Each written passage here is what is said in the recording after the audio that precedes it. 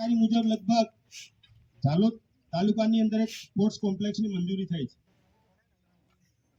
એટલે ઘણા ખરા આપણે અહીંયા નજીકની એક દીકરી હતી, કોઈ સેજલ કટારા કરીને, એ છોકરી અત્યારે હાલ હમણાં લાસ્ટ ટાઈમ મેડલ લઈને આવી છે. જેવી રીતે આપણે ડાંગ એક્સપ્રેસ તરીકે ઓળખીએ છીએ સરિતાબેન ગાયકવાડ, આજે ઓલિમ્પિકમાં મેડલ લાવ્યા બાદ એમને ડીવાયએસપી નું પદ મળ્યું છે, નોકરી મળી છે. એટલે દરેક બાબતે આપણે રાત દિવસ મહેનત કરીએ અને કોઈ અધિકારી કર્મચારીઓ બનીએ એવું જરૂરી નથી.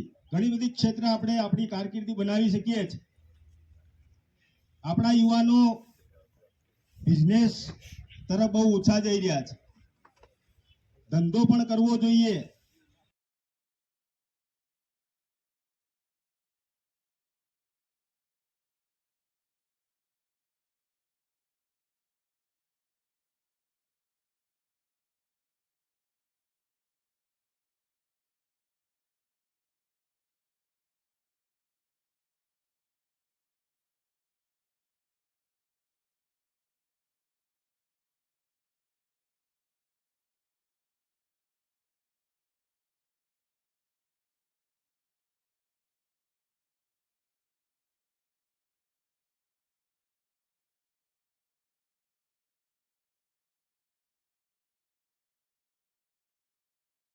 થતી હોય છે, ચિંતન મનન થતું હોય, પણ જ્યારે વાત કરીએ તો આપણા સમાજના જે મહાપુરુષો જે થઈ ગયા છે, ઘણા બધા અધિકારીઓ છે, ઘણા આઈએસ અને આઈપીએસ છે,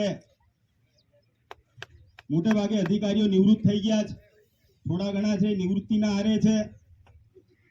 એટલે વાત ચિંતા કરવા જેવી વાત છે કે હાલની જે યુવા પેઢી છે, જે યુવા ધન છે, દીકરીઓની બહેનોની વાત કરીએ તો ફેશનમાં વ્યસ્ત છે. યુવાન મિત્રોની વાત કરીએ તો વ્યસનમાં વ્યસ્ત છે. એટલે ખરેખર જો કારકિર્દી બનાવવી હોય તો ફેશન અને વ્યસન છોડવાની સૌથી પહેલા આપણી જરૂર છે. કોચિંગ સેન્ટરની શરૂઆત કરી છે. મારે ડિટેલમાં વિગતે વાત નથી થઈ, પણ ઘણા બધા અધિકારીઓ ગાંધીનગર અત્યારે આપણા ભાઈઓ જ છે. એમને એક સારી એવી એક યોજના અત્યારે અમલમાં મૂકી છે, જેનો કાર્યક્રમ આપણે બિરસા મુંડા ભવન દાહોદ ખાતે કર્યો હતો. ઘણી જગ્યાએ આપણા દાહોદ જિલ્લામાં લગભગ દરેક તાલુકામાં લાઇબ્રેરીઓની ફાળવણી કરવામાં આવી છે. એ અંતર્ગત પુસ્તકો પણ સરકારની સહાયમાંથી મળશે. નહીં